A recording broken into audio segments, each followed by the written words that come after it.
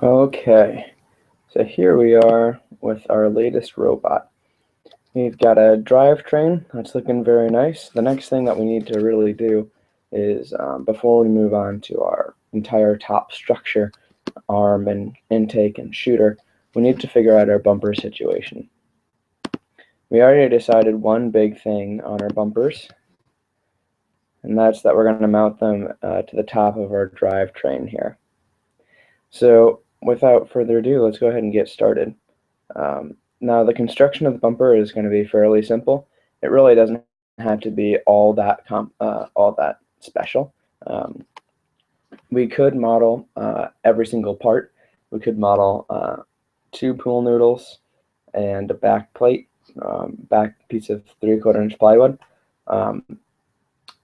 But we don't need all of that detail for this robot model. What I would recommend is just to make the entire bumper just one part, and in the back plywood piece, we're going to need to lay out mounting holes and everything, but we'll put those holes inside the simplified part. So let's insert a new component. We'll put it here on the right plane. And again, I'm not going to draw it exactly in space where it's going to be. I'm going to draw about the origin. But I'm going to reference the size of that. So it's going to be a shape that looks like this from the side.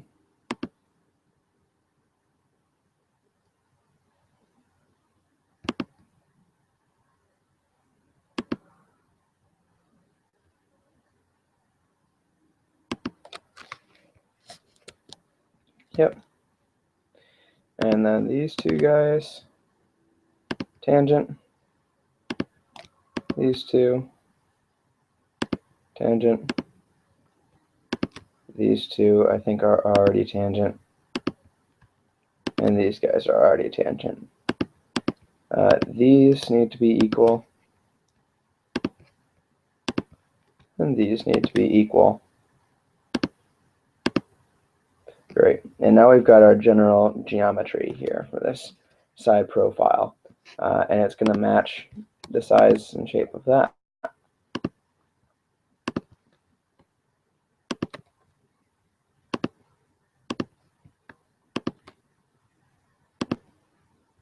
There we go. That's that.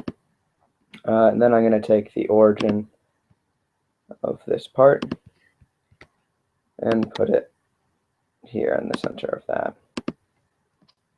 And we'll extrude it. There we go.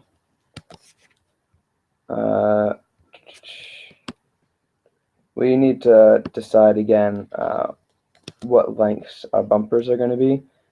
Is this one going to have, what's the corner situation going to look like? Is this this bumper here, is it going to extend beyond? Or is it going to be that this bumper extends beyond? The more I'm thinking about it,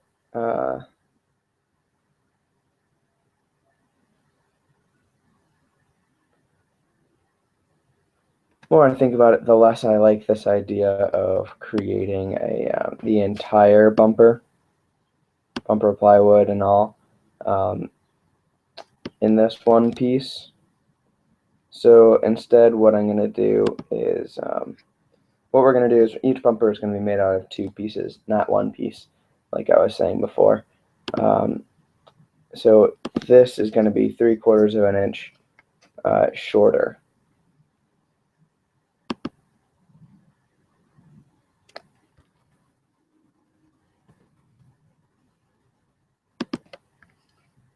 Than that. So all this is going to represent is our cushion, the pool noodles. So I'm just going to say that we're going to leave 3/4 of an inch for another part.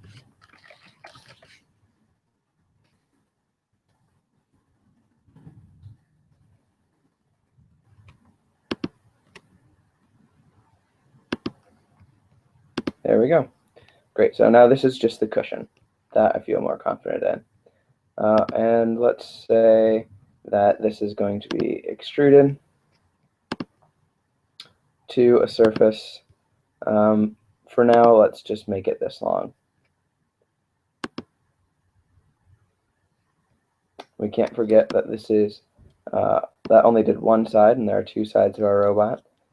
So I could have done a two-directional surface extrude, but I'm just going to use the one surface and then mirror the rest of it. I'm going to use a body to mirror this time. I'll mirror that body across that face. Good.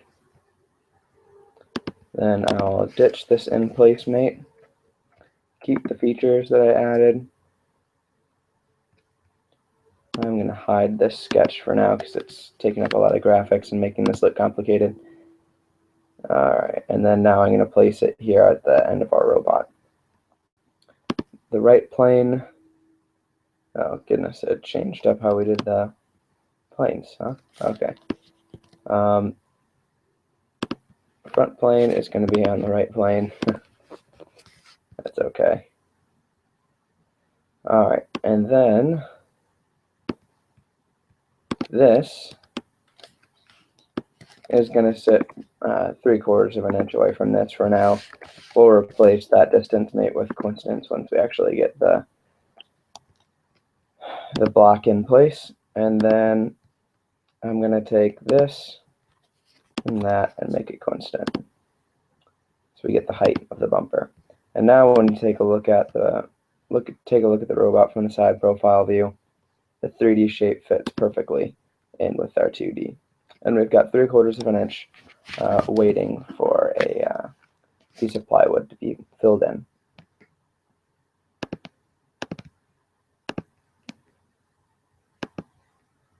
Awesome.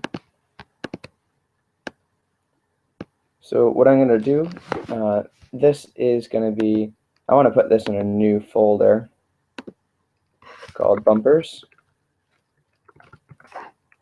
And that folder is just going to go inside the drivetrain. So now I've got a bumper folder inside the drivetrain folder. That way I can hide the entire drivetrain but single out the bumpers if I want to.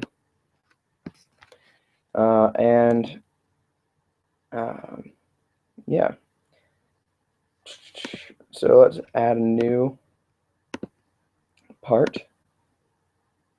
I think it's just going to be simpler if I just create a part this way. This isn't going to be adding too many external references. So on the front plane, oh, come on. There we go. On the front plane, let's create a sketch of a rectangle. This will just, my computer's been going so slow inside the assembly, and I think it'll be faster for me right now to do a new part in a separate piece.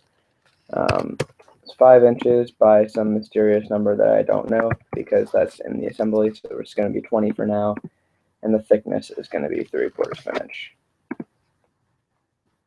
The material is going to be plywood or maple, I suppose. It gives us the look, and I don't know the density of plywood or the density of maple, but this will at least get us a ballpark, some sort of wood. And then we will insert, oops, after we save it.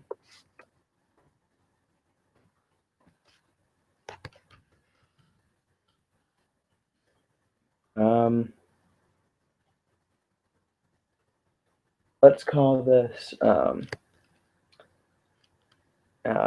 BP for bump, and this is going to be the foam, the front foam.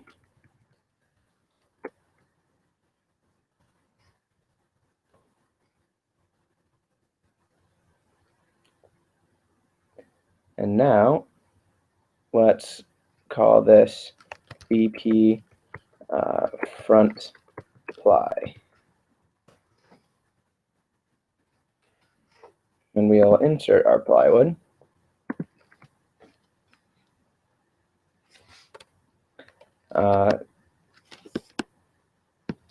This plywood is going to be mating to that face.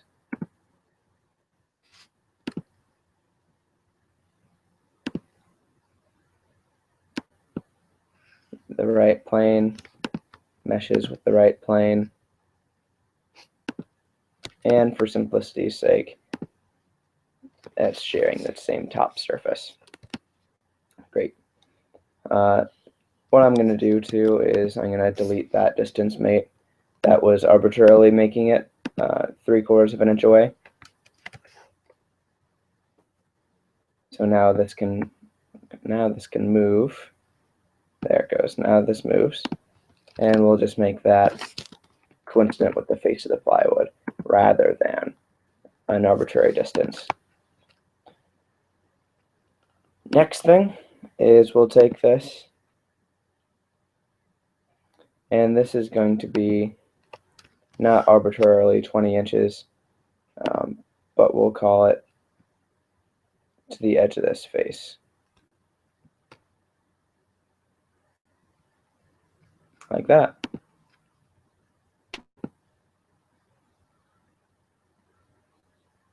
You know what? We can also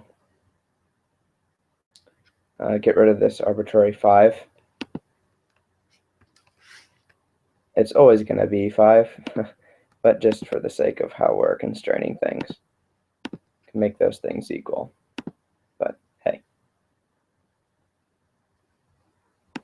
Diameter of a pool noodle is 2.25 inches. And so here, 1.25 is the radius. And so when you stack 2 pool noodles on top of each other, you get 5 inches. So now you can see this is our pool noodles. And then this outer surface here represents the cloth that goes around them. So this is what we'd see if we cut it apart. The actual pool noodle, there's a little air void here, but you know that's fine. It's cushy material. The next thing, we've got one of our bumpers in place. Now let's get the second bumper going. I'm going to open this up. To save me some time, I'm just going to save it as. I get 3 different options here. I can save as with replacing references like in the assembly, or I can save as a copy without replacing any of the references, and that's what I'm going to do. So this is going to be side ply. You'll see this is still front ply, and I can insert my new side ply.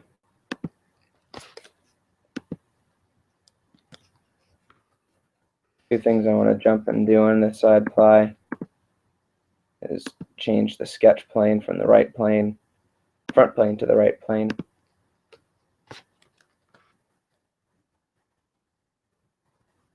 That way it's oriented the correct direction. And now we can mesh a front plane with the front plane. Match the tops.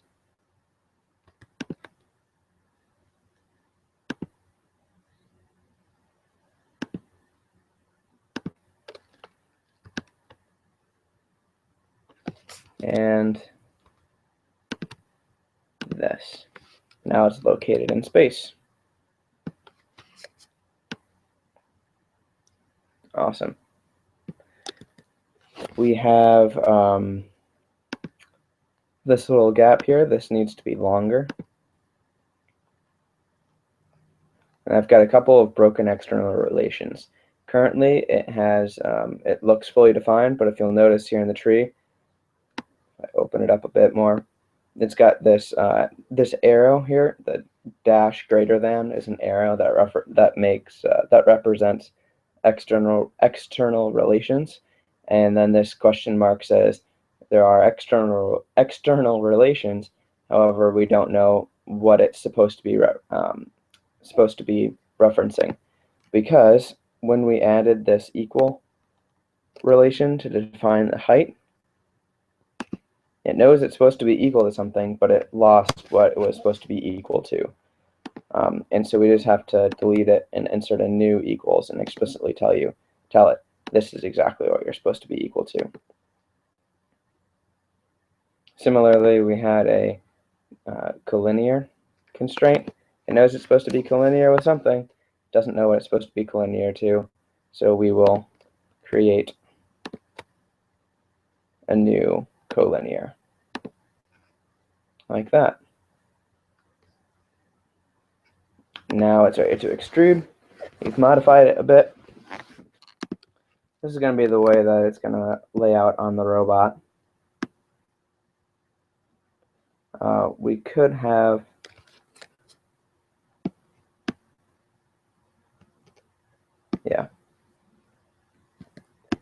there are strict rules on how you handle these corners.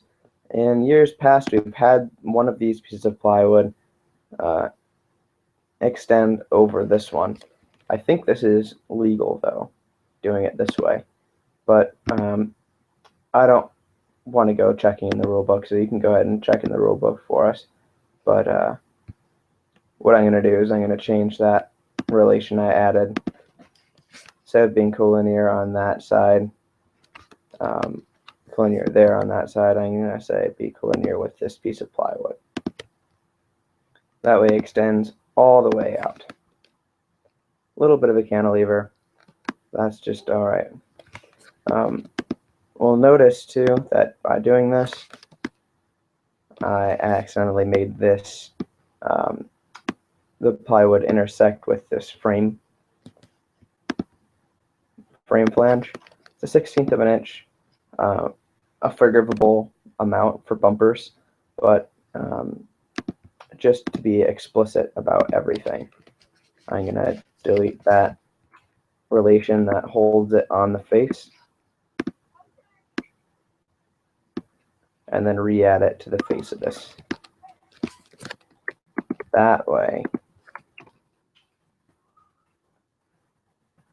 you can see that this is there. There we go. And then lastly, we will add a new one of these foam pieces. So we will save this new copy. This is bumper side foam.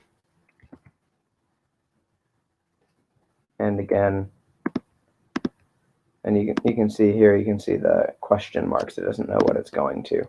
I'm going to edit the sketch plane instead of being on the front. Actually, no, it wants to be on the front.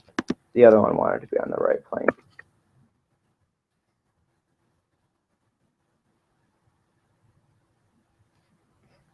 So now, when I insert my side foam, there it is. It's kind of messed up. It's inverted, but nevertheless, these two faces are going to be coincident to each other. It's just that they're going to be flipped.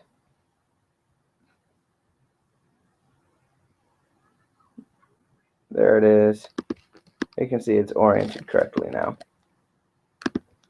Now that is going to be coincident with this.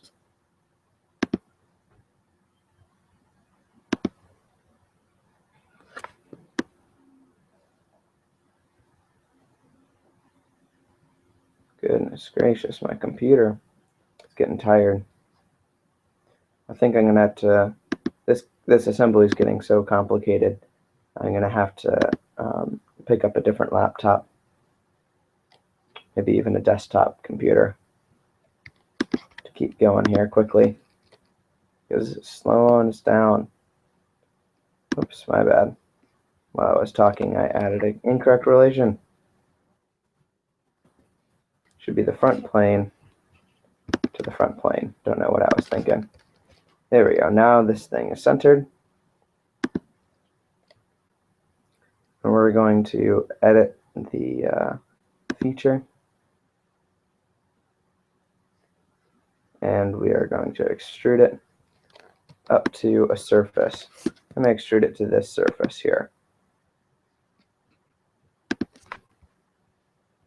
It'll mirror it to the other side. Very nice. There we go. That's how we're going to handle our corner. We can jump into this, resolve this edge a little bit better by making this a 1¼ inch radius. This is something closer of what we'll see the. Oh, I needed to mirror that to the other side. Whoops. Oh, I added that fillet to the wrong side. Ack.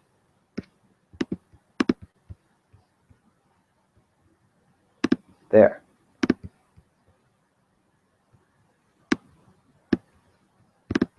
Much better. It's a better way of showing how where the foam's going to be. Yep. And, you know, as we're looking at this with this that void, we could get rid of that void entirely by extending the plywood and extending the foam to meet it, and just tucking this plywood in and bringing this one out. So let's go ahead and do that.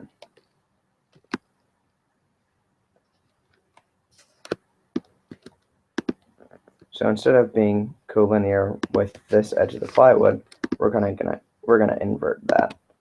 This is gonna be tucked behind, while this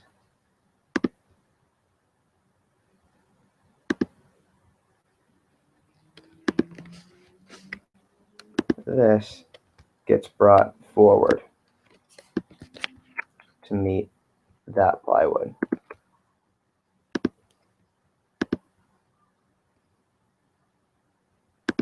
Similarly, this is going to extrude not to this face of the robot frame, but all the way to meet the bumper. Look at that. That's a much more elegant way of solving that corner. So that's a very resolved, refined corner, bumper corner. I think that looks really nice.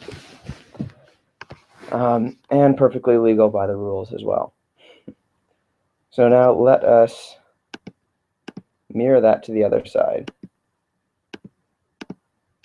I'm noticing some errors that I did not expect. If we hover on top of it, it'll tell us, it says dimensions and relations to the model geometry no longer exist. Oops. So let's go into that and we'll figure out what those relations are that we added but disappeared. I don't see anything obvious on the front face, so I'll jump into display delete relations. Well, everything looks good. No dangling relations.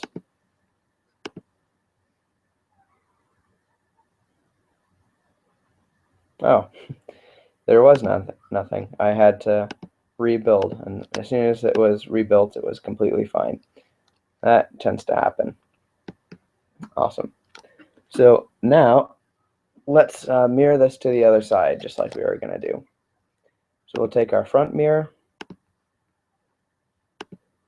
add these two bumper parts to the mix, and we'll take our right mirror and add those bumper parts to the mix.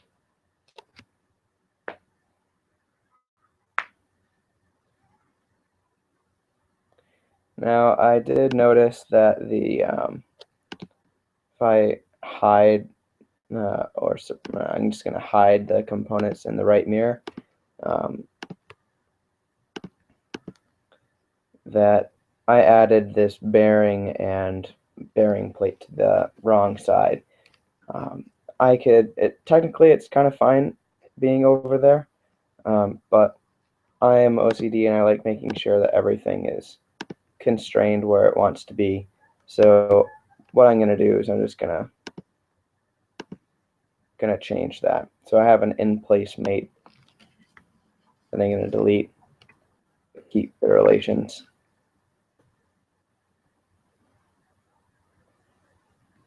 And we'll put it over here instead.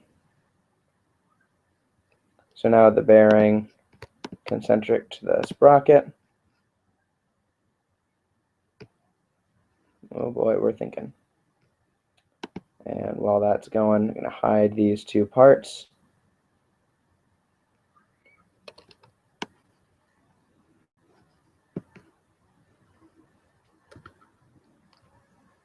Well, where did it go? If you lost a part, surefire way of finding it is to find it in the tree where you know it's listed. So drivetrain bearing plate, and then you can say zoom to selection. Oh, there it is. Aha, got sucked inside here. Whoops, that wasn't it.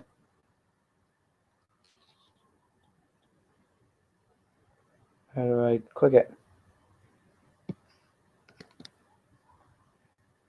So bearing plate, there it is. That's a corner of it. Perfect. Then we'll take this, make it parallel to that. And you know, I need to flip the concentric mate with that. Perfect. Now that face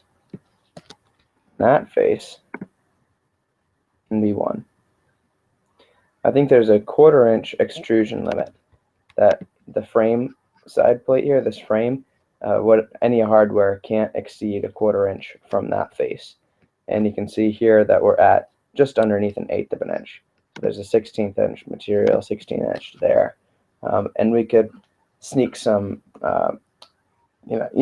There's plenty of extra space here. So this is within the flush limit that first allows us. Awesome. What you'll notice too is as soon as we show all the components of the mirror again, the mirror still applies. And so instead of it, the mirrored component is now on the other side. We don't really have to modify the mirror at all.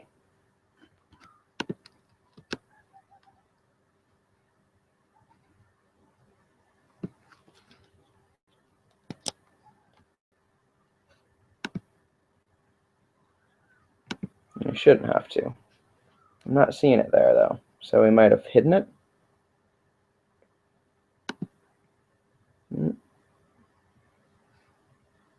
Maybe we didn't mirror it. So you got the plates, plate cover, wheels, sprockets, drivetrain chains. Yeah, maybe we never mirrored it to the other side. Oh, sure enough, we didn't. See, look at that. Not selected. There we go. Well, now it's on the other side, just like we intended. Perfect. There it is. We want to show our plywood. I'm going to leave the foam hidden for now, and I'm going to make the plywood transparent. Now we've got a couple of these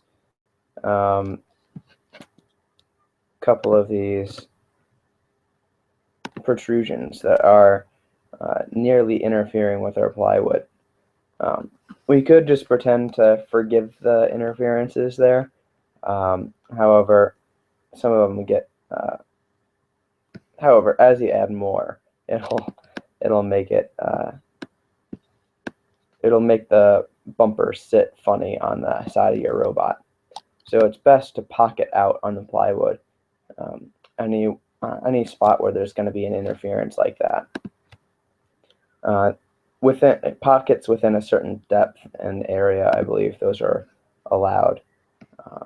And I can't remember if that is a thing, so I'm just going to research that in the rule book because I don't want to be preaching the wrong thing here.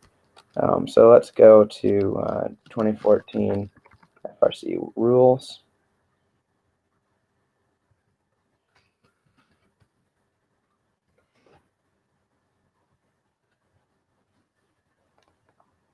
There's a team that published it for us.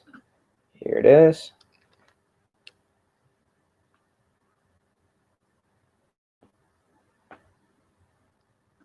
And we will search for bumpers, or bumper. 52 matches. So we have section 4.6 bumper rules that we'll jump right to. Whoa, that was a link to the wrong, wasn't an internal link, that was an external link. And we have to load the PDF again. Of course. I thought it would just jump to a section like most PDFs do. Evidently not.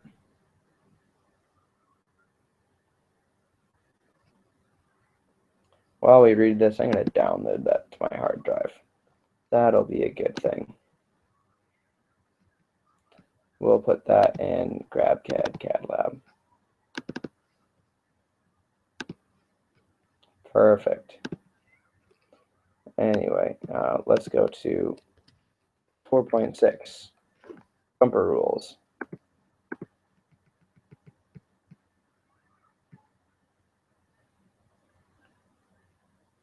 So here are a lot of the rules on bumpers. They give you nice diagrams of what's okay and what's not okay.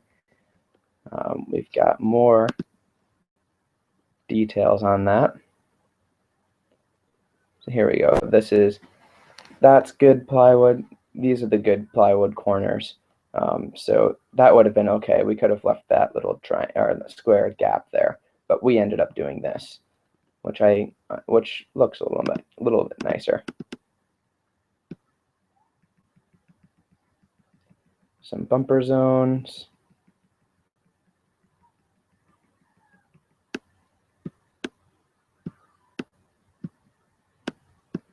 Alright, so somewhere inside here should be a note about how much you can engrave inside your bumpers.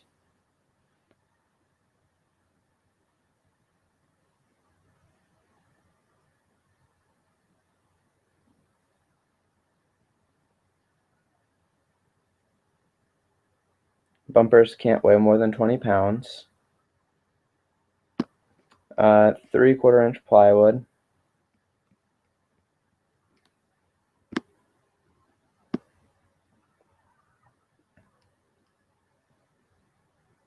You can get cushion that extends up to 2.5 inches. Rugged cloth. Rigid mounting. Within the bumper zone. Can't be articulating. Must have joints filled with noodles.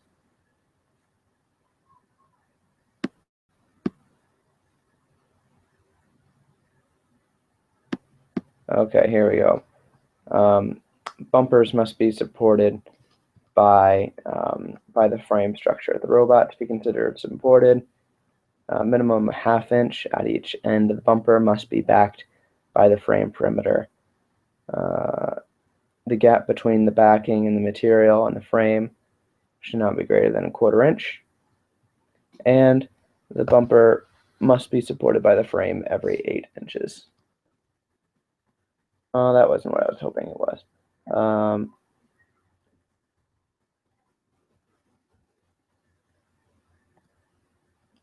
Look at that. There are no rules on that. I could have swore there were rules about engraving it.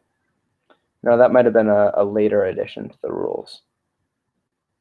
I would read up on that, but for now, let's engrave part of our bumpers away where we've got some of these interferences. So there's a 1/16 inch gap between our back of the bumper and our frame, but this would make it an 1/8 of an inch, this bearing that sticks out. So let's cut away an 1/8 of an inch thickness there. So we're editing this part. I'm going to make a new sketch on that side. That sketch is going to look like a circle.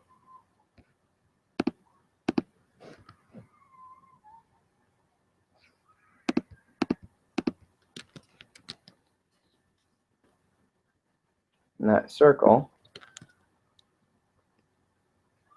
is going to be this entire circle here, because we really don't know where this bearing is going to be located, but it'll be somewhere inside that circle. So we can take that circle and we can extrude cut an 1/8 of an inch inside the robot, inside the bumper material. Great. So now when we leave our extrude, leave our editing apart, you can see now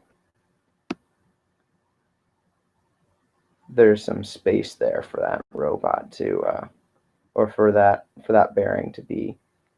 And the 1/8 inch pocket really doesn't add much or detract much from the structural integrity of the bumper, which is good.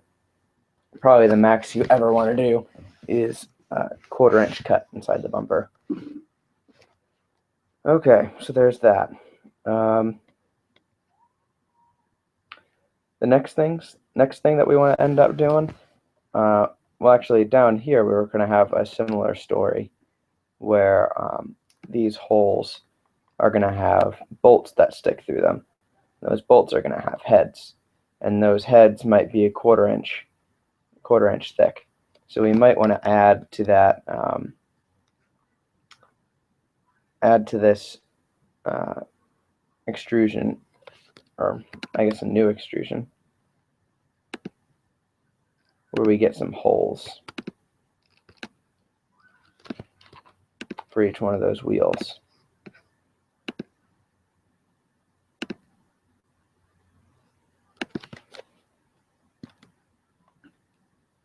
And these don't have to be very big. They have to be a little bit bigger than the, or they have to be bigger than the head of the bolt. Bolt heads can be, what if we just made this 1/2 of an inch? How big does that look in the scheme of things? That is going to be concentric with the bolts. And in the scheme of things, that puts it exactly tangent to the bottom there.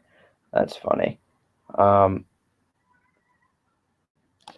So you may find that that would be a good thing to do, and these are going to go lower even still.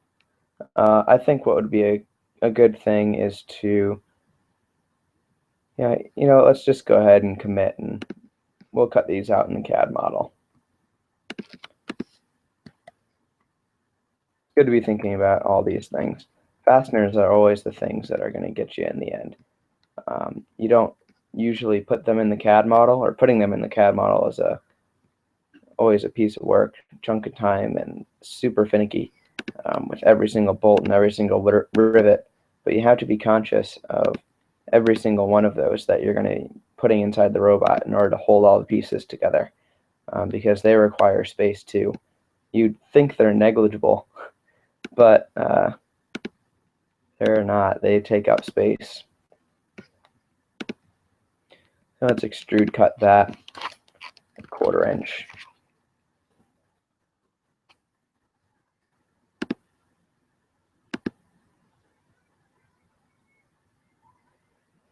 Oh goodness. There's some error where it's saying that it doesn't intersect the body we're trying to cut, but it sure does. Oh, it's going to create zero thickness geometry. Remember how I said that this was tangent, that hole was tangent to the side? Turns out that that point where this tangent point is going to be in effect 0 thickness. It's going to have no thickness to it at all. So what we have to do is go above or below a 1/2 inch. You can't be at a 1/2 inch because you can't extrude something so paper thin. Geometrically, it's 0. That point just doesn't exist. So you really have to say 0.55 or something a little bit bigger, a little bit smaller, in order for it to extrude properly, cut extrude properly. So sometimes you might run into that, where tangent points or coincident points make geometry difficult to solve like that. But there you go. Now you can see we've got ourselves a couple little holes for our bolts.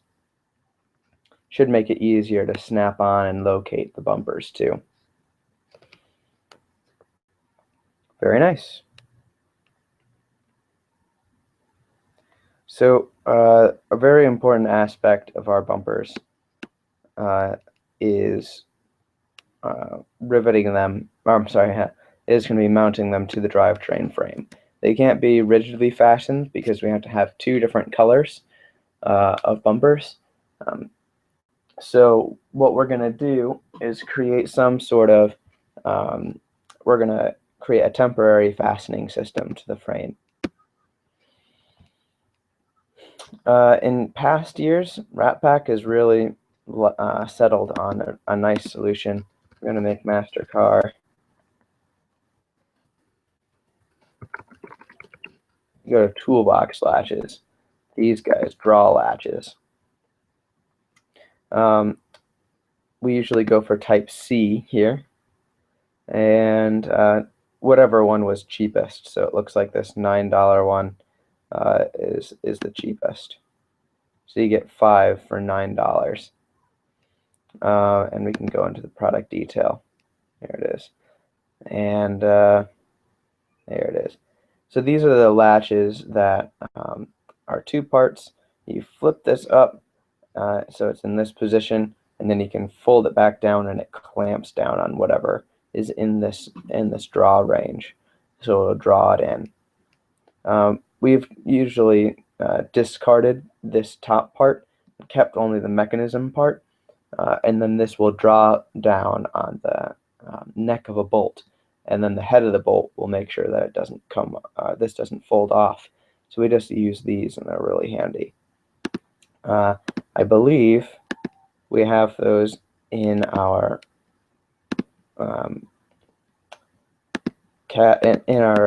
library. Mechanical toolbox latch. So there it is. That's the latch. Just going to insert one of those for simplicity and make it easier for my computer to render. I'm going to see if I can add these mirrors to a folder.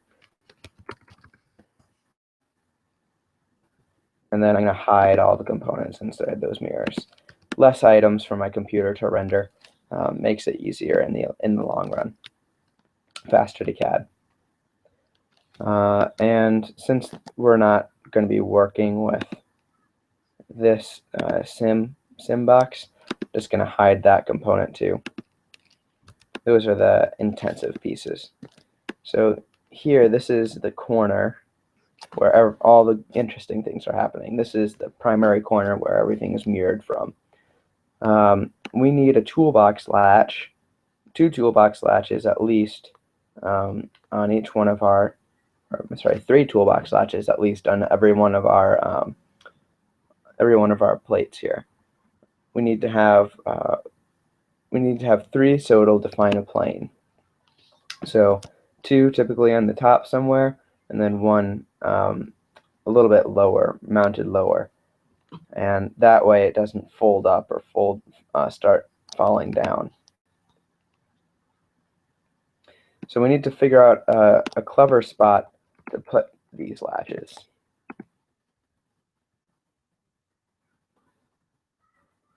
If we put one up here in this corner, there in that corner, so as far apart as we can get them, it would be nice if we could put one here in the center, but that's going to be very difficult to get to because the chain's going to be in the way. And actually the chain's going to be in the way quite a bit. Actually, we only need 2 latches. We can put 1 latch in each corner, and then just put a bolt with no latch inside of a keyhole that comes down and then just locks in place.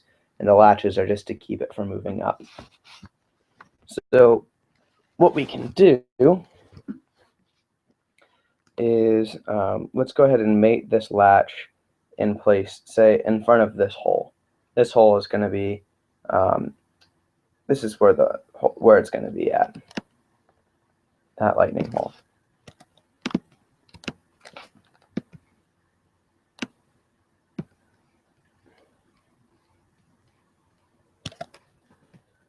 So we'll take those 2 faces and make them on the same plane. And now you can see there that it's oriented somewhat correctly. Now we'll take this top face, make that parallel to that. See if I try that one more time.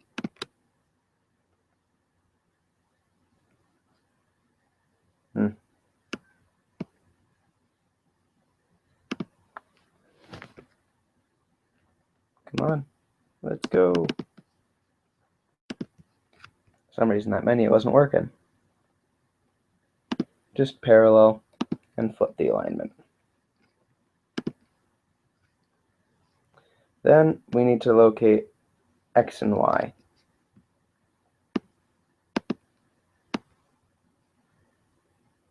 There it is. So somewhere here. So now we'll get our hands in here between these 2 wheels. We'll flip this jack up and to release the bumper, and then fold that jack down in order to clamp the new bumper in place. So let's say now it's time to start placing the holes.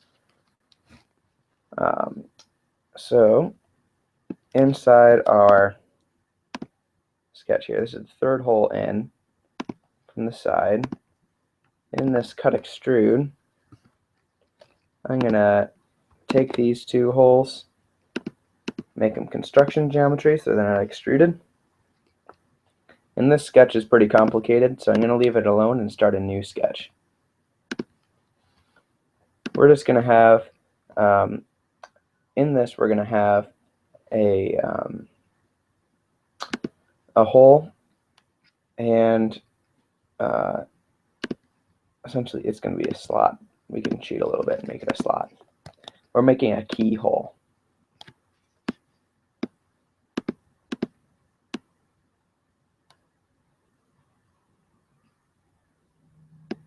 There we go.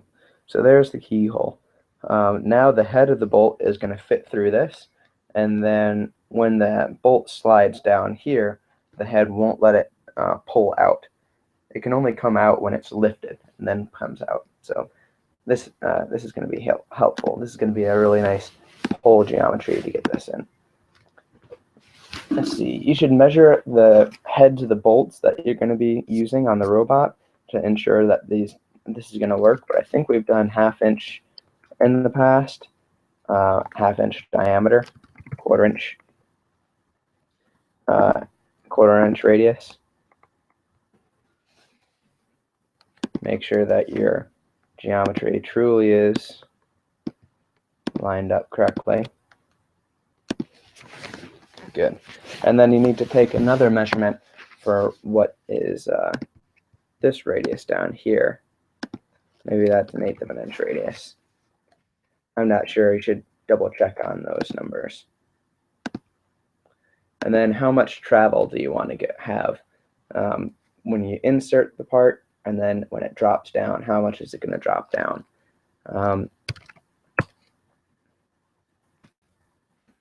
3/4 of an inch, maybe not. kind of a good hint for how much it should drop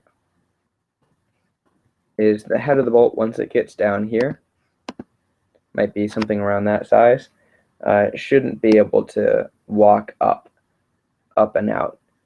So if you drop it down a little bit around this height, maybe the highest point is equal or is horizontal with that point, that's probably a good ratio for a nice hole. So as you change these numbers, the entire thing will change. Cool. So next, let's locate this left and right. I like to make my geometry crisp and clean.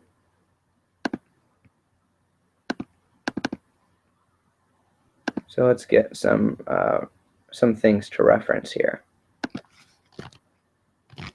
I'm going to make this collinear with that, so that locates it left and right. Whoops, look at that, it's dancing. I've got a few things to, let's constrain those in place. There we go. Now it's constrained left and right. Now we just need to move it up and down. And let's put the bottom of that there. Great. We will take that and mirror it to the other side after we draw a new line.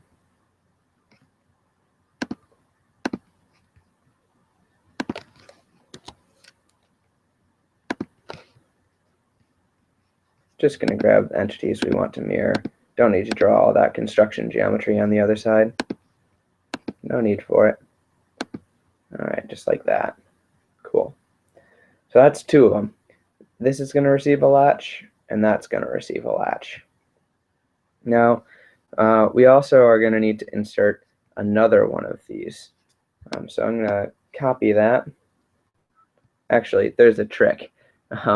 If you want to make sure that this is always staying the same, and if you only need one more instance of it, what you can do is take a linear pattern of all of these pieces. Instead of copy and pasting it, you can linear pattern it inside of a sketch. This only works inside of a sketch. And go ahead and just add it at whatever it's at. You can actually take the pattern piece, oops, and move it around. If you were to add more than one, you'll see what would happen. Say if you had 3 instead, this is what's actually happening. You're changing the location and the direction and the spacing of the pattern. But if you only need 1, it's fine, right? So if you're capping the pattern at 2 instances, this is instance 1, that's instance 2, and you can just move this wherever you want. And it's a really quick way to copy and paste things. All right, copy and pasting, just so you can see what would happen. If you copy this and you paste it, looks good. As soon as you start moving it around, it's not constrained. All right, so you have to go through and you have to make these equal, and you have to add a boatload of equals relations. But when you linear pattern, it'll look at the parent and it'll keep those dimensions. And so it's kind of a fast way to copy paste. Okay. Now this, I'm going to delete this hole soon, so I can't reference the hole. However, I'll make an infinite line that's there, and I will say that that is going to be tangent to the bottom of that line, just to locate it somewhere in space. So now you can see here, we've got, these are going to be the 2 latches, and this is going to be just a third point of contact to make sure that the entire bumper stays on rigidly. So now let's extrude cut this.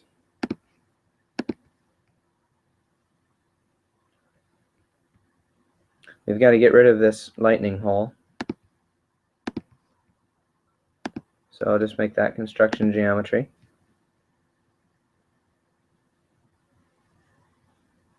There it is. 1, 2, 3.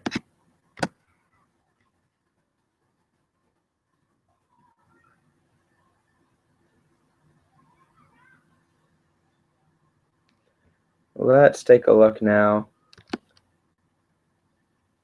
at this.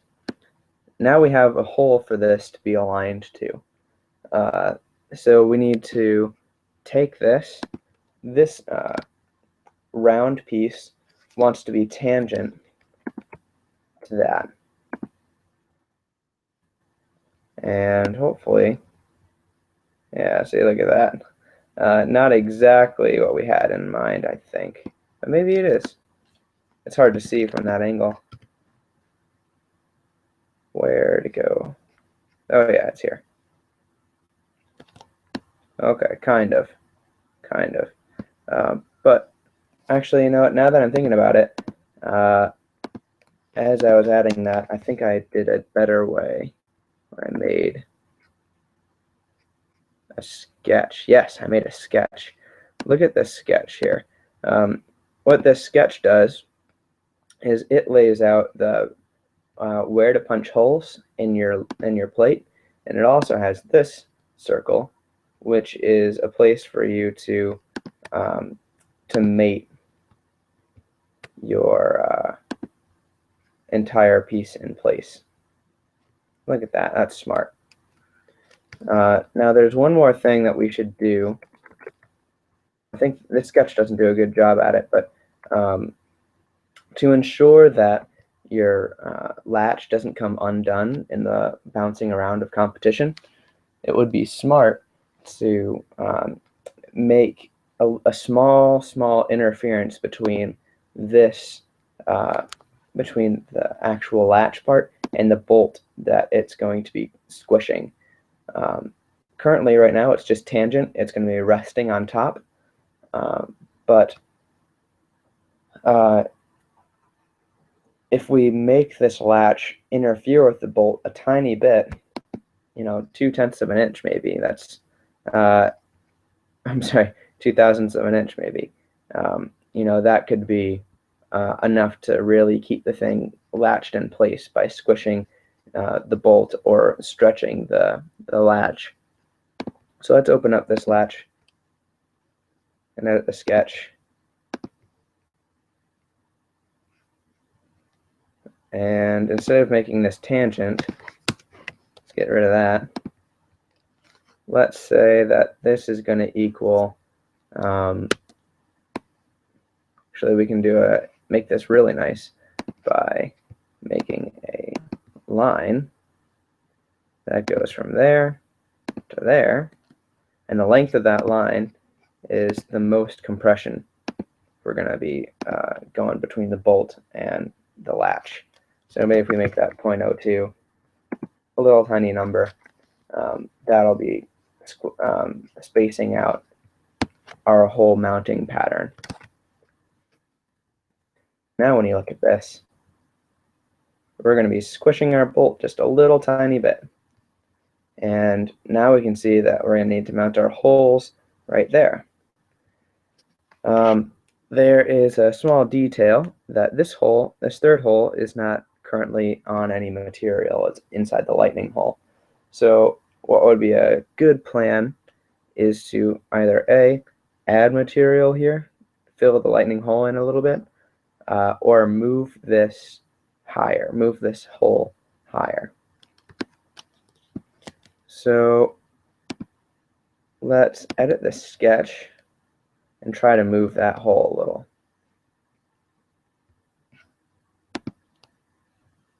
So instead of this being coincident with the center point of one of those holes, we can slide it up. We can actually get a good estimate of where this hole is going to be by making a center line from there, and then making those two line lengths equal to each other. And by making that vertical. Cool. Now the end of this line is going to be where that hole is going to be. And we can say these are going to be the same, like that. And that gives us a good estimate of where we're going to end up. And you know, if we moved it here, I think that could be a nice thing. I think that'll be enough space to keep the structural rigidity. So to keep the structural rigidity of our piece, let's make the distance here 1/4 of an inch from the top. Okay, good. And now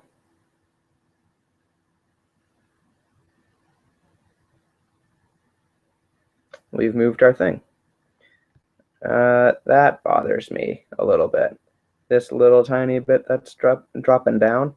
So I'm going to measure that, and I'm going to move it up just by that much, because that bothers me. So this is the length of that is 0.048.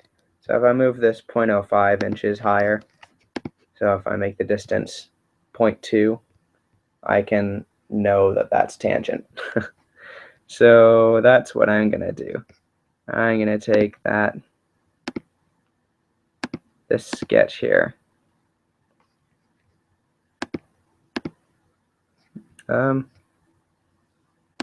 Leave that sketch. I made a new sketch and I don't need to use that sketch anymore. So this, and make that 0.2 instead of 0.05. Now it'll be tangent, or relatively close. That way we won't see that little bit peeking through the bottom, even though we'll never see it. It's just one of those things that makes the robot feel well designed for me. Now this is located in space, and we have these 3 holes that are going to be how we're going to be mounting this piece, and we need to put we need to make sure that we have holes in the drivetrain plate for it. So I'm going to constrain circles, or even I could take these and I could convert the entities. That way we have a circle right where every one of those holes are in that sketch. It's going to be important that we mirror that bolt pattern over to this side as well. So let's jump back into mirror, create a new mirror feature. Just select those 3 pieces and mirror it.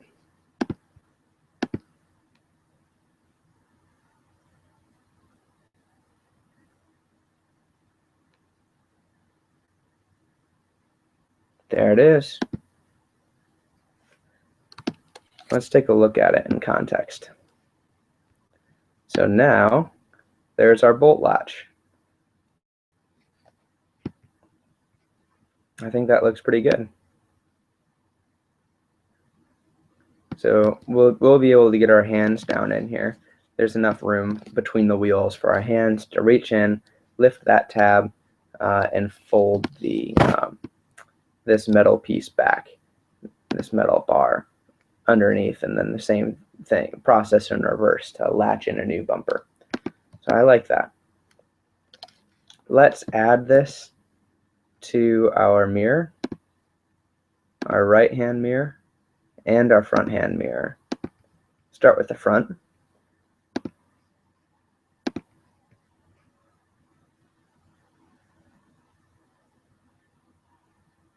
That way it's here. And then we'll advance to the right-hand mirror, which is this and that.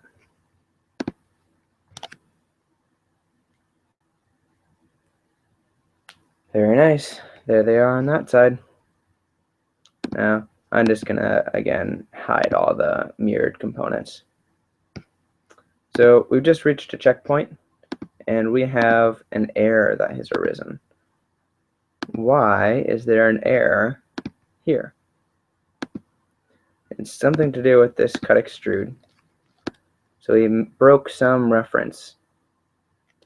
And what that reference was the location of this lightning hole. Because this lightning hole is trying to copy the lightning hole that's in this plate. However, now there is no lightning hole over there. So let's go ahead and open up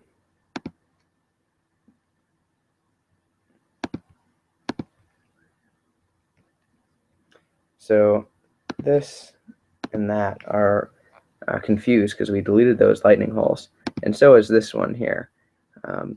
It's confused about where its mirrored partner is supposed to be, so it itself doesn't know where it's supposed to be. So what we'll do is delete all the confused relations.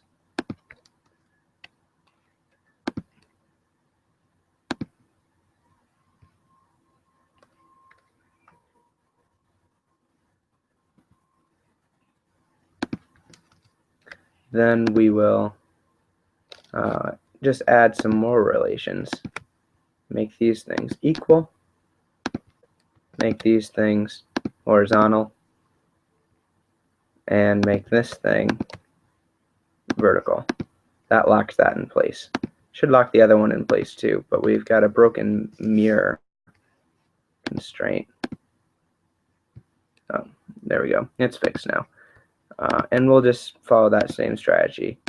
Vertical, equal, and make that vertical, or horizontal, equal, and vertical. There we go. Now all of them individually are fully defined on their own right, and they have no external broken relations.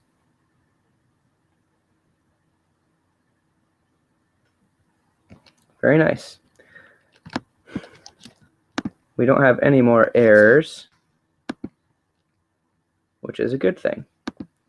So what I'm going to do next is I'm just going to organize these things by moving them into the bumper folder. Same thing with the toolbox latch in the bumper folder. There they are. So what to do next? Well, I'm tired of seeing this sketch here. We're done with that sketch, so I'm just going to hide it. There we go. Those are some really good detail points. We added a new part. Driven chain. Okay, well, I don't remember adding a new part, and that's because these are the old chain parts. I'm just going to save those externally. I thought we did that before, but something must have gone awry. So as soon as this saves, we'll be on our way.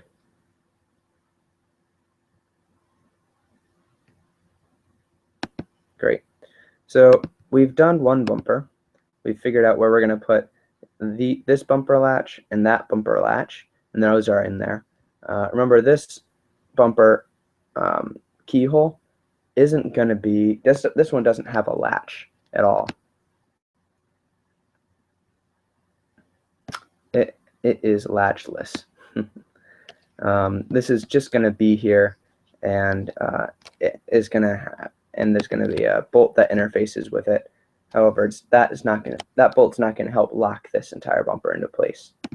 Now, there's something that I'm noticing here, that when the bumper is set, it's going to be in this position, and when the bumper bolt is set, it's going to be concentric with this, or tangent with this bottom part.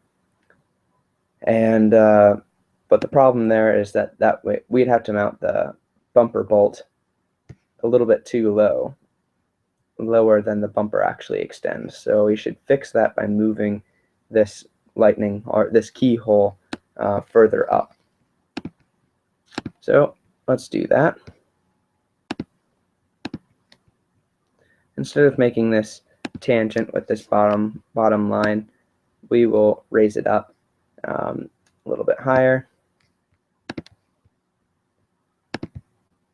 Set some sort of distance at 1 inch.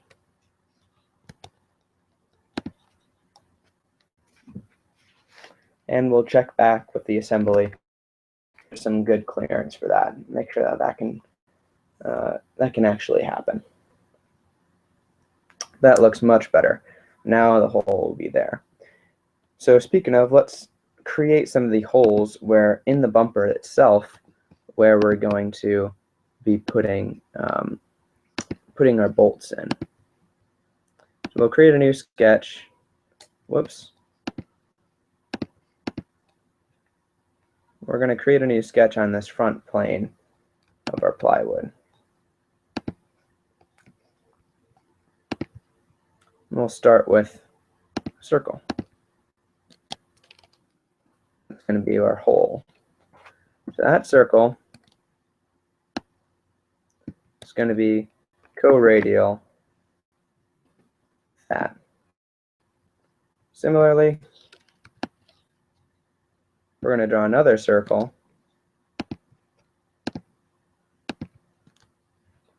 that's co-radial with that. Since we're going to have to draw a line anyway to mirror it over, might as well just make a new circle instead of a line and a mirror. We'll just make a circle since that might save us a little bit of time. Anyway, those are going to be co-radial too. Now this is in our bumper plywood, and what we're going to do is we're going to extrude this all the way through. Through all. Nice.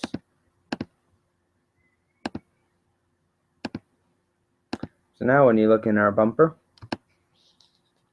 this is the inside robot side, and this is the outside where the pool noodles are going to be interfacing.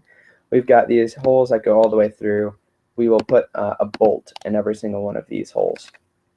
And that bolt head is going to cantilever outside the actual bumper and fit inside this slot where specifically in these, this latch will hold on to that bolt that's a part of our bumper, and we'll be able to quick release our entire bumper side. Well, that was a lot of fun. What do you say we do it again? This one will be easier.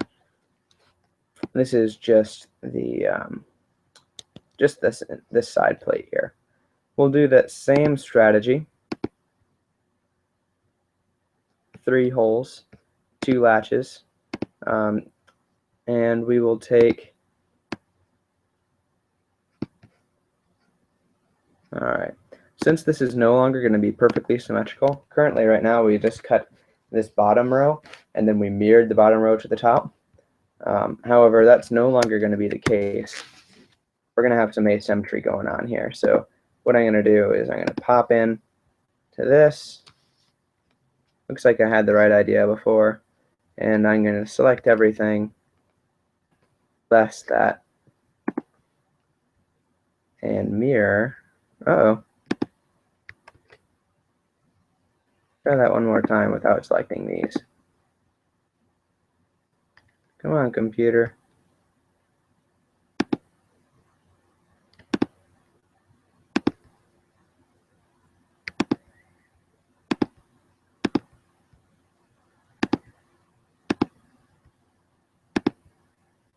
Granted, I actually don't want to be mirroring these. Let's try mirroring those.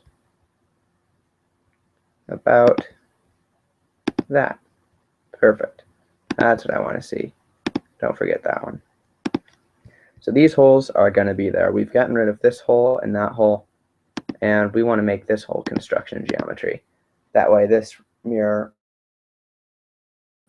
they want that to be extruded.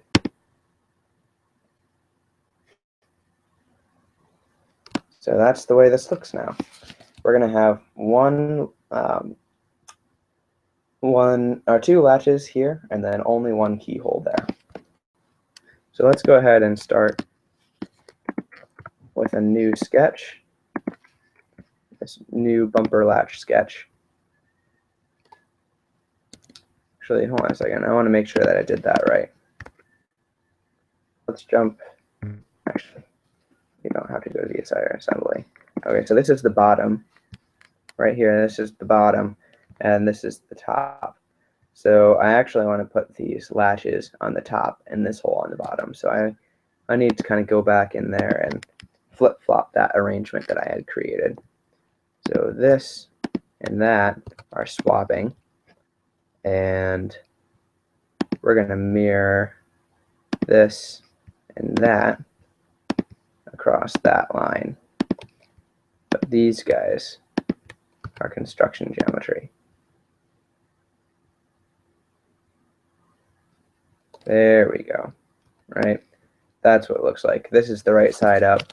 We're going to put a latch here and a latch there, and then just a hole there. Now we'll go in and we'll create some of those features. So again, 1/2-inch hole. We'll create a 1/4-inch circle.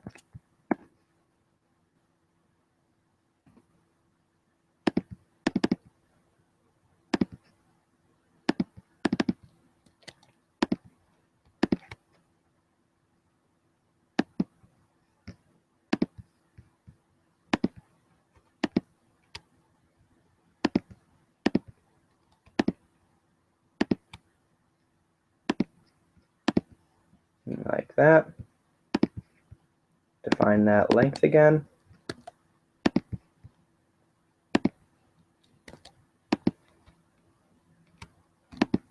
No, it wasn't that. It was this.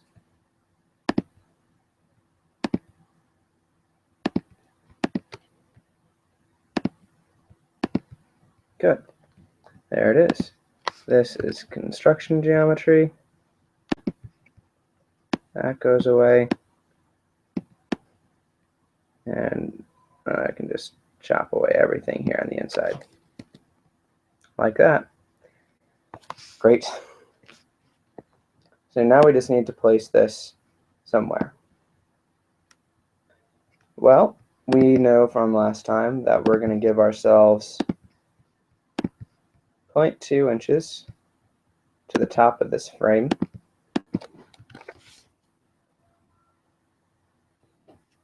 Like that. That way there's plenty of room for the latch. And then I'm just going to take the midpoint or center point of that circle, point centric, and these points here are going to be vertical to each other.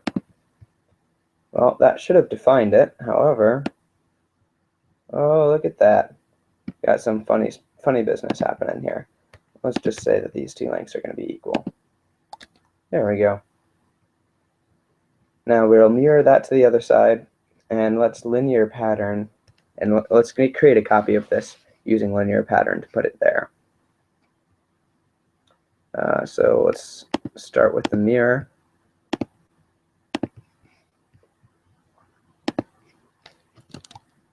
And mirror this, that, this, and the other with that. Next, we will take our linear pattern and we'll just grab all of those, pattern it, and then drop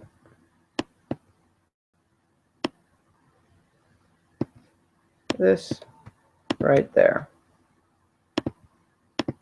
We had made this 1 inch from the bottom. Oops, that's 0.1 inches.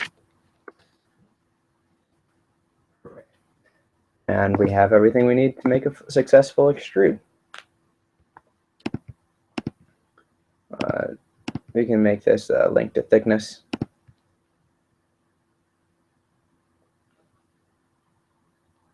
Great. There they are. And now we'll jump back into our full robot assembly, where we will add the other latches. There they are. Let's insert another one of those latches, shall we?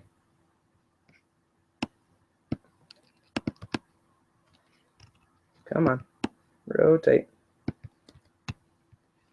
I'll take this, take that, try to duplicate it. There we go. We'll take that, make this,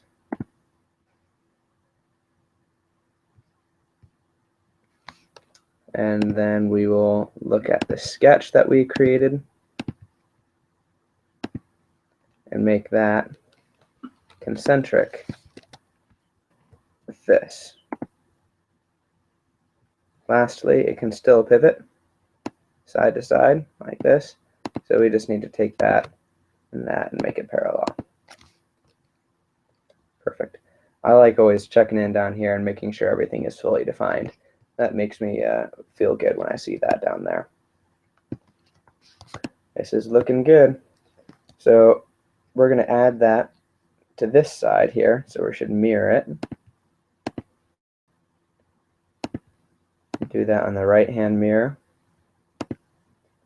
Just adding this.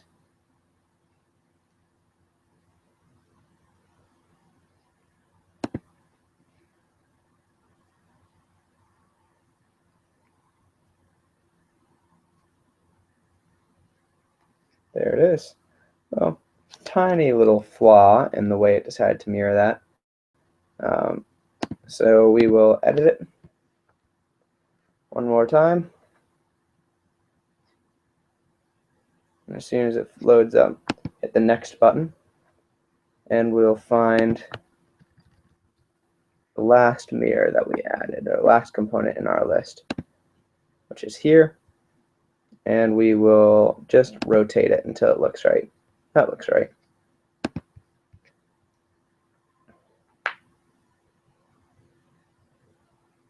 There it is. Very nice. One or two more things left to do. Now that these are in position, we know where to punch their holes. So we'll go back into this sketch.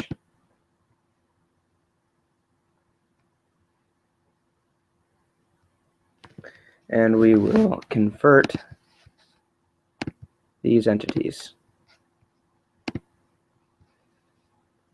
And then we will take those new buttons or new things that we've created and mirror it to the other side.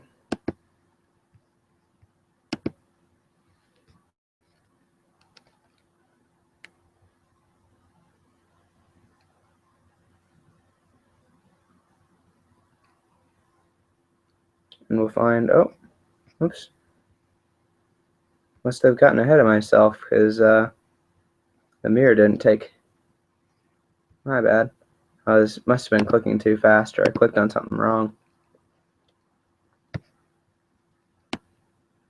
So I'm looking for a mirror that goes with those components,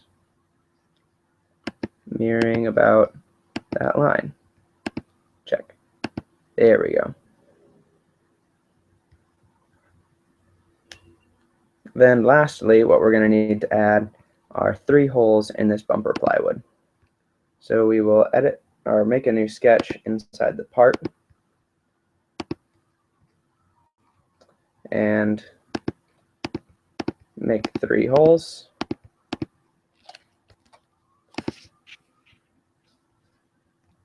And these are going to be co-radial.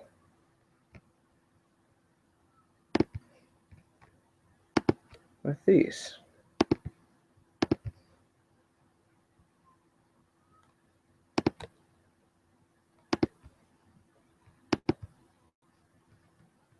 We just need to punch that all the way through.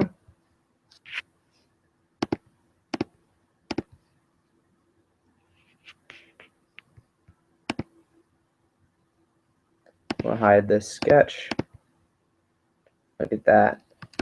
I've got a hole all the way through, right where it needs to be.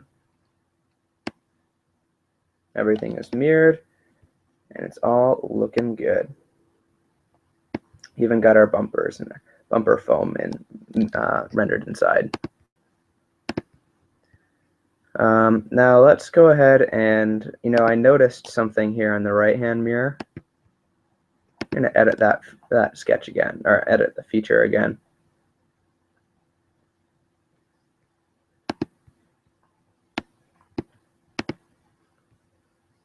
This toolbox latch is upside down as well. You can see that there. It's not supposed to look like that. It's supposed to look like that. I didn't see anything else in that mirror as I was creating it. Okay. Now, let's go ahead and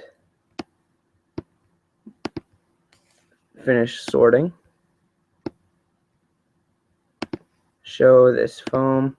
Now, there's something very fun that you get to do now, is color your bumpers. It's my favorite part of CADing a robot, personally. Look at this. I like it. Our robot's starting to come together. Let's show the mirror to get the full effect.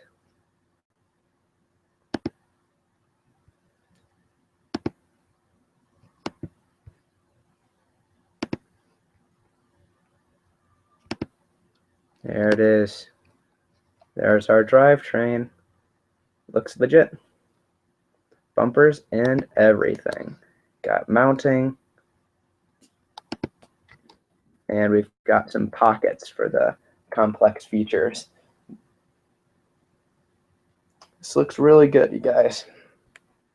I think next we'll be able to start adding all of the support structure and our arm.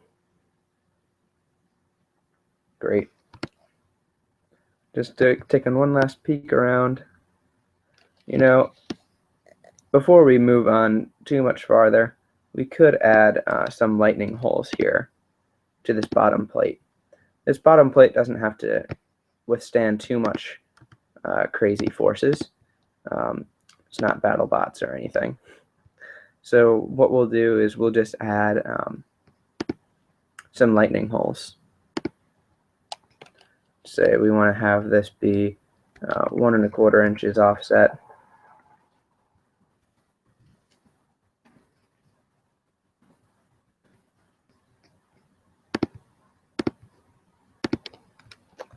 And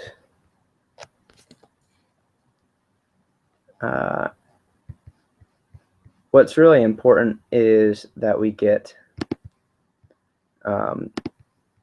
the lines connecting the corners. We want to make sure that those are uninhibited. So let's go ahead and take those lines and we will offset those entities. Make base construction bidirectional, and we'll make those 3/8 of an inch. Oh, divide by 2. There we go. It does 3/8 of an inch on either side. And for simplicity,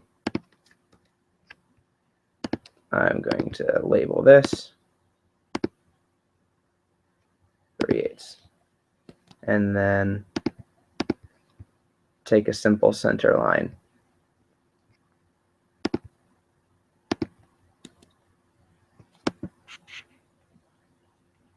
And we'll make its midpoint constant there, and then everything gets locked into place.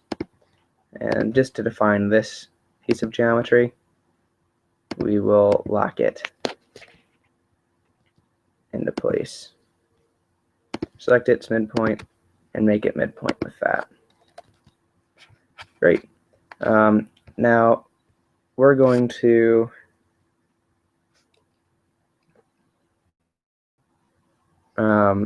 we're not going to cut this entire triangle away. Probably still want to keep some of the elements. But actually, you know what? There's a better way of doing this, I believe, than adding or than explicitly defining every single one of the holes that we want to have. What if we instead took a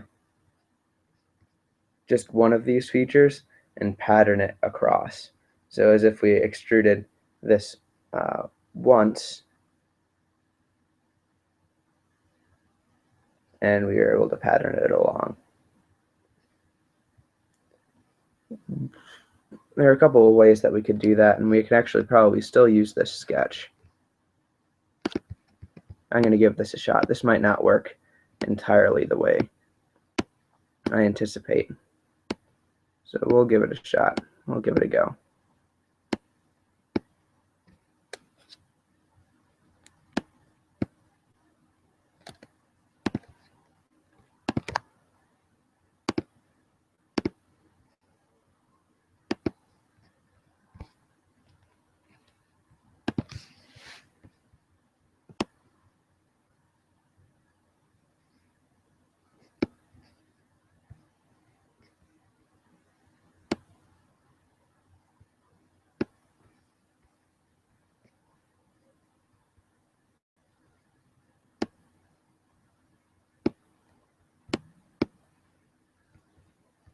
Yeah, I can tell this is going to get a little sloppy. But there's our core.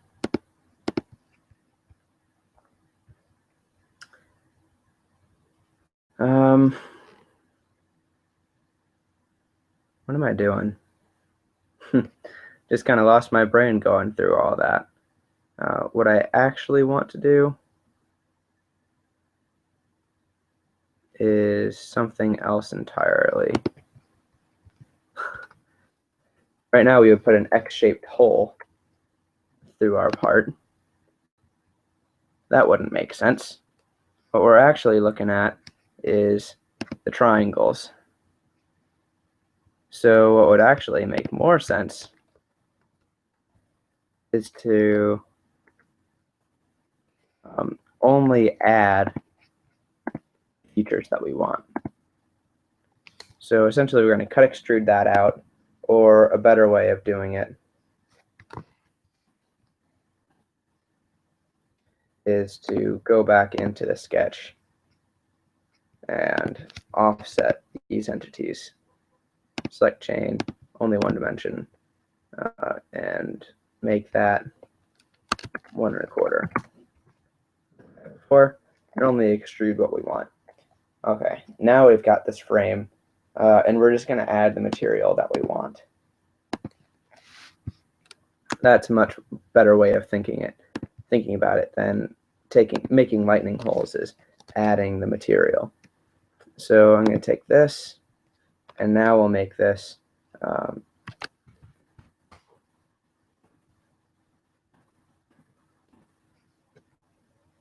like that.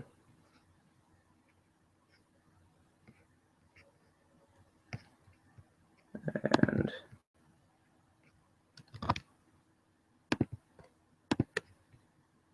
convert those entities and resolve this corner.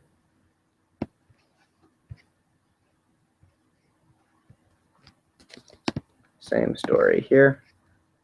Convert those entities and resolve the corner. So now there's that. We should be able to extrude that, link to the thickness. So there's that. I'm going to go back into it. It's merging the result, which is good, but it's adding to it. We want it to merge inside, so I'm flipping the direction. That way it's just one piece. There we go.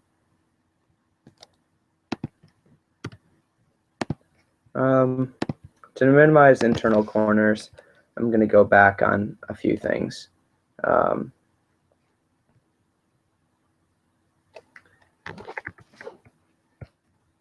be faster if I start over.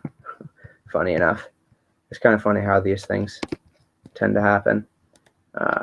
And if I now offset these, I'll cap the ends with arcs, sure, or lines. There we go. And then I'll extrude that through. There we go. That minimizes on internal corners.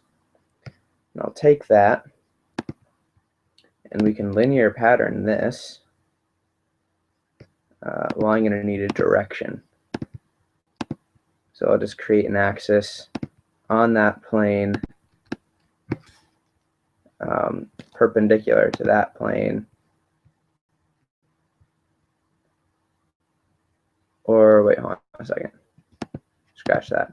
I need a point and a face plane. So this point, that face. Much better. So that's my directional vector. And I will be linear patterning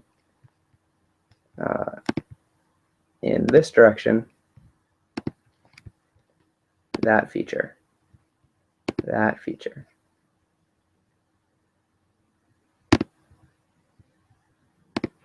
There we go. That's what I want to see. And then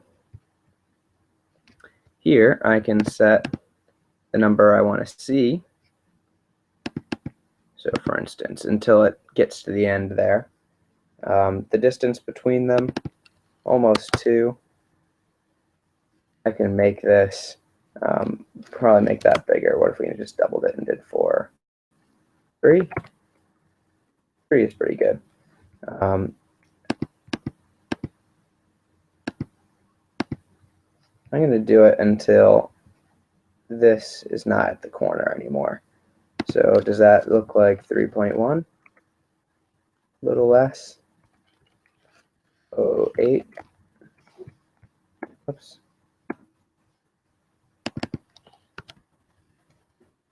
Didn't mean to click yes to that. I'll delete that global variable in a second. Here we go. 3.07 is about where that is. And then I no longer need that 5. Whoops. I meant to pattern that to the other side too. So I'll edit that. And then we will do a direction 2 and fill out those same specs. Same direction.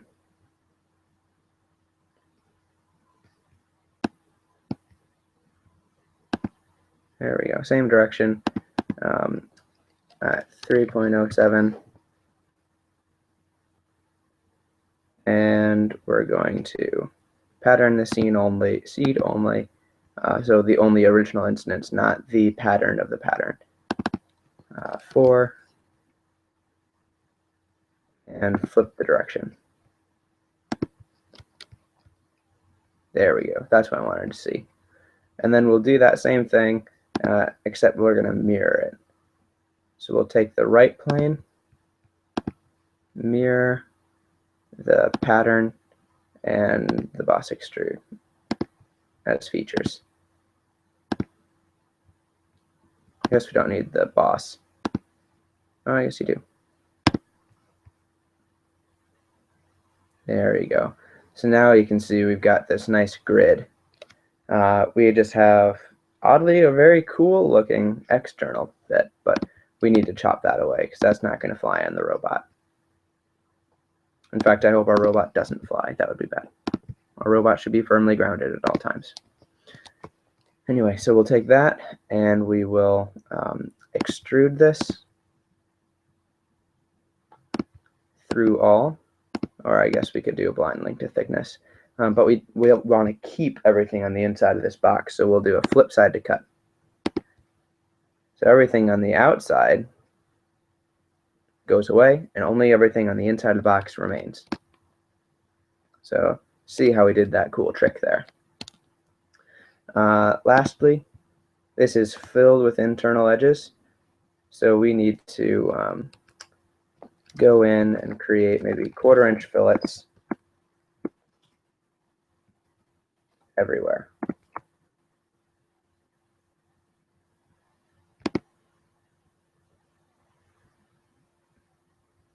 There they all are.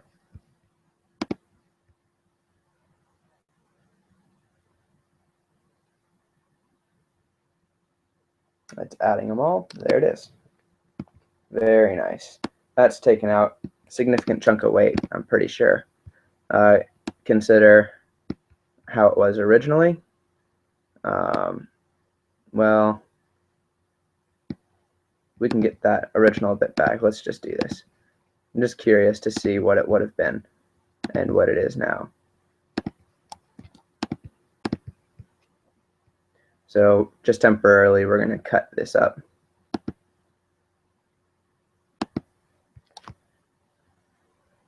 So there we go. Now it's solid. Now this is how it was originally, essentially. And the mass was 0.86 pounds. I'm going to forget that. 0.86 pounds. And the new mass, after we took out all of those, or just added the material we needed and cut lightning holes everywhere else, it's 0.36 pounds. So, of course, minus 0.36, that leaves us with 0.5. So we took out half a pound. That means we can put half a pound somewhere else. It's awesome. You know, while we're here, this outside edge is sharp. Let's just go ahead and extend that fillet to this edge as well.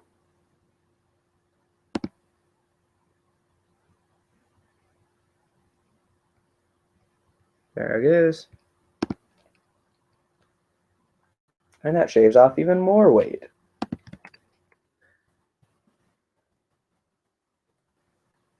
Here we go.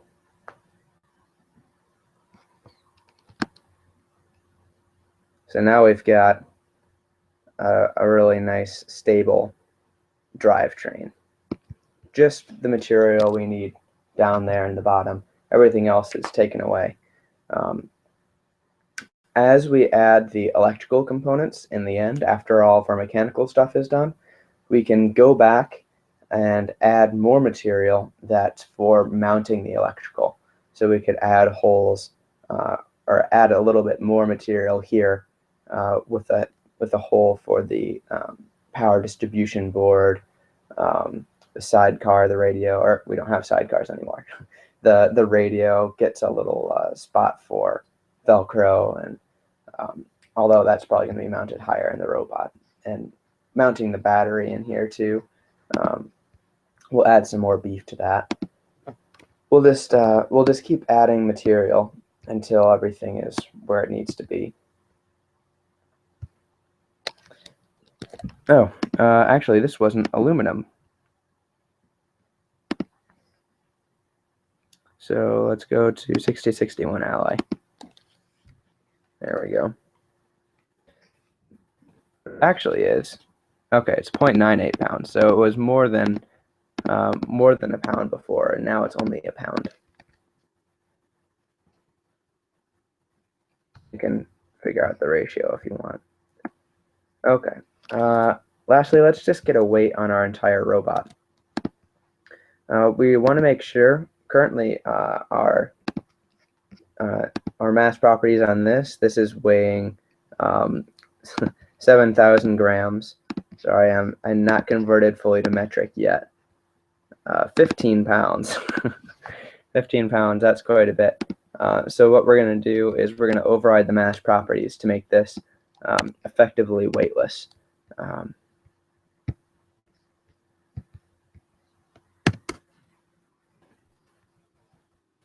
We got to do that to the other one too.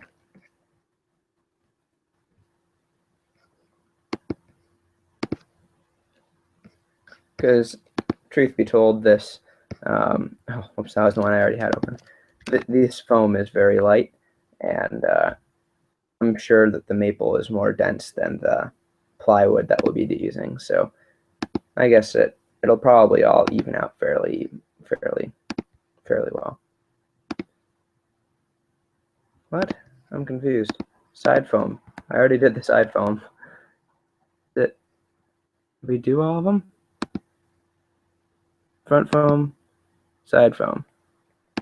The front foam, mass properties.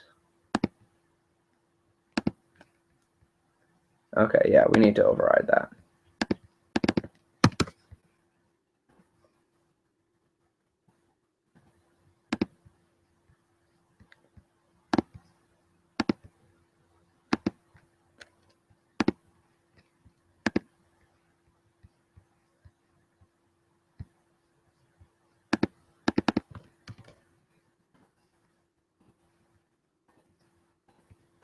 There.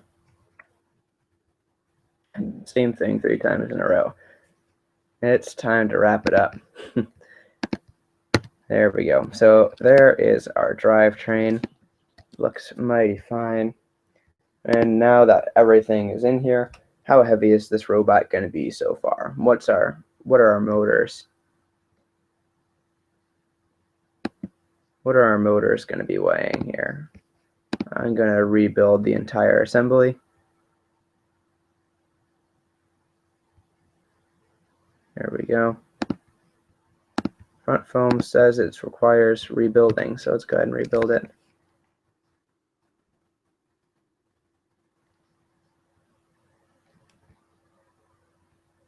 I noticed that this stoplight is the rebuild button. This is the rebuild button up there.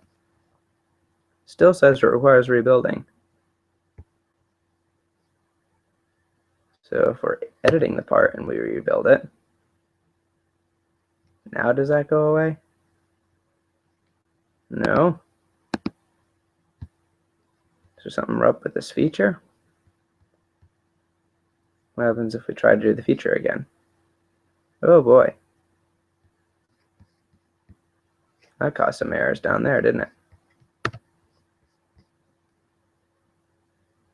Okay. Not actual errors.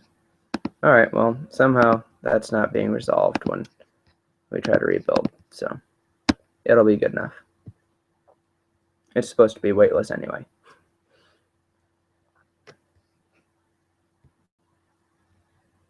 £42, 42.5 pounds. That's where our robot's at so far. And I just want to make sure if we hide these, it should still be 42.5.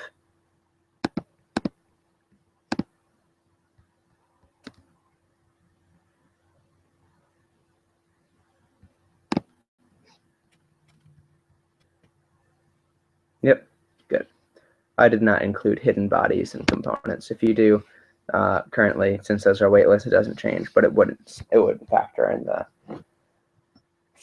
the bumpers, the foam. Very cool. Go ahead and just show those again. So there is our drivetrain, fully complete. Got that nice grid down there. Got the circles up there. That's looking really good. I'm happy with it. Next time we'll start adding the more complicated aspects, like the structure that holds the arm, or the intake shooter combo, and the actual intake shooter combo. But this is a fully functional drivetrain, so I'm pleased with this. I'm going to push changes to GrabCAD,